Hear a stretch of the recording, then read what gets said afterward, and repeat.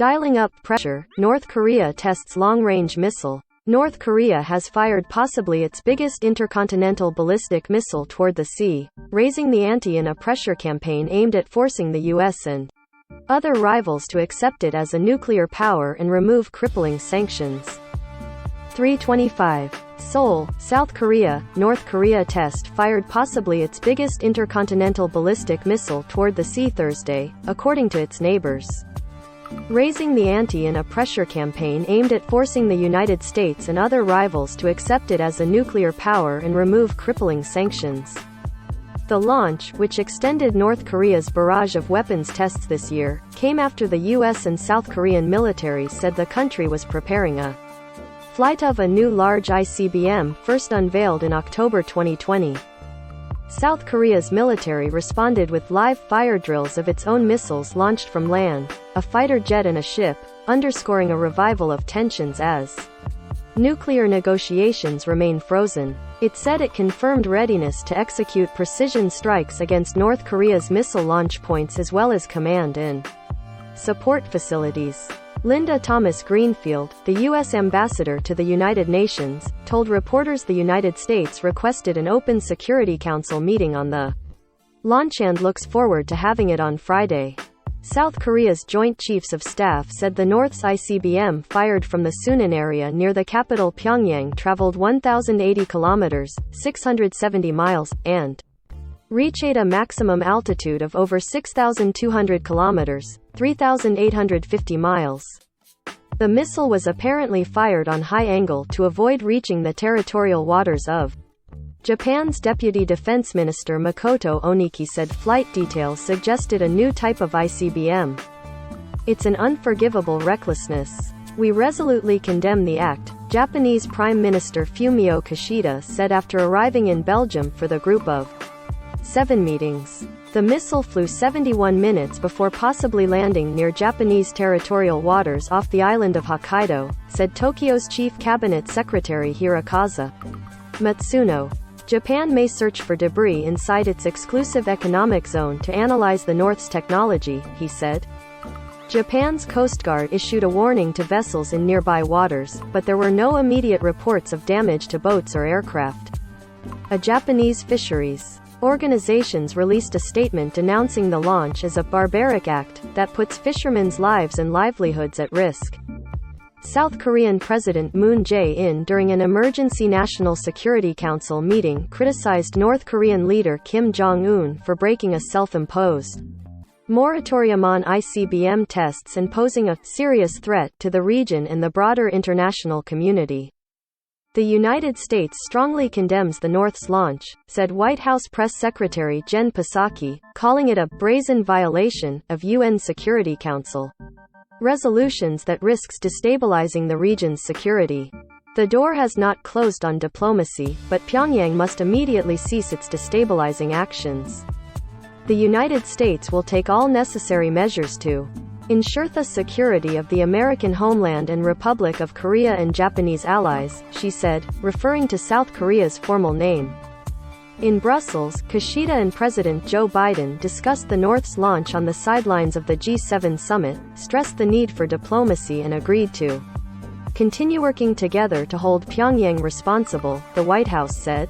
Kim Dong-yub, a professor at Seoul's University of North Korean Studies, said flight details suggest the missile could reach targets 15,000 kilometers, 9,320 miles, away when fired on normal trajectory with a warhead weighing less than a ton.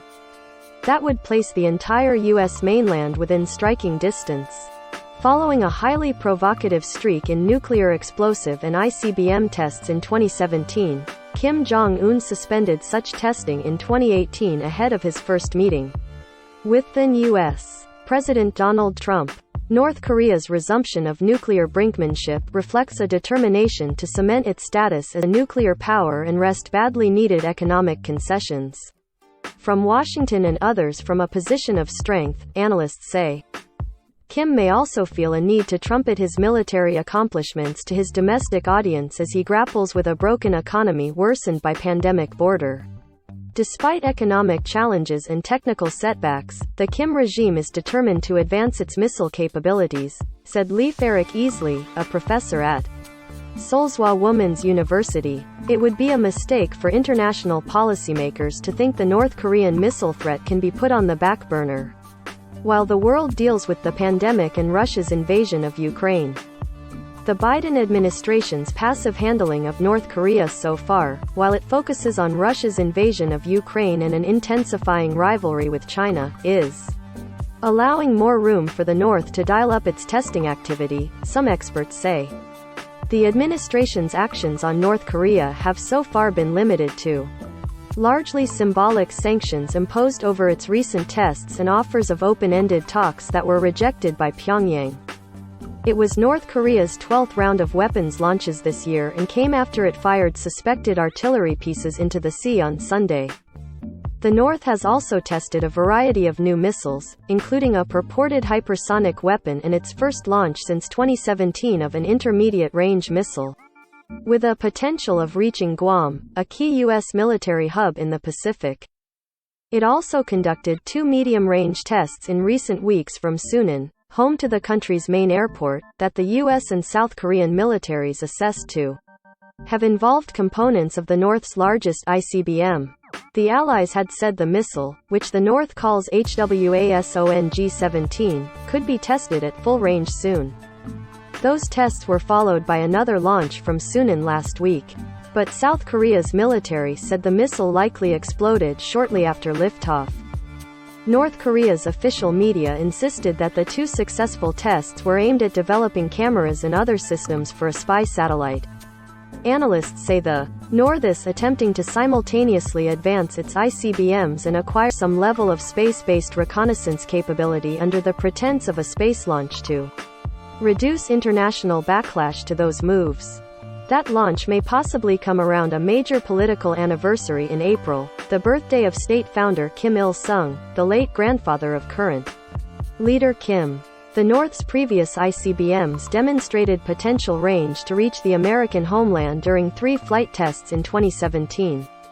The development of the larger HWASONG-17, which was first revealed in a military parade in October 2020, possibly indicates an aim to arm it with multiple warheads to overwhelm missile. In North Korea's last test of an ICBM in November 2017, the HWASONG-15 flew about 1,000 kilometers (600 miles) for about 50 minutes at a maximum altitude of 4,000 kilometers (2,400 miles). It wasn't immediately clear whether the missile from the latest test was the HWASONG-17. Denuclearization talks with the U.S. have been stalled since 2019, when the Americans rejected North Korea's demand for major sanctions relief in exchange for a partial surrender of its nuclear capabilities. Kim presided over a ruling Workers' Party meeting on January 19, where Politburo members issued a veiled threat to end his moratorium on ICBM and nuclear tests, citing U.S. hostility. South Korea's military has also detected signs that North Korea was possibly restoring some of the tunnels at its nuclear testing ground that were detonated in May 2018, weeks ahead of Kim's first meeting with Trump. Yamaguchi reported from Tokyo.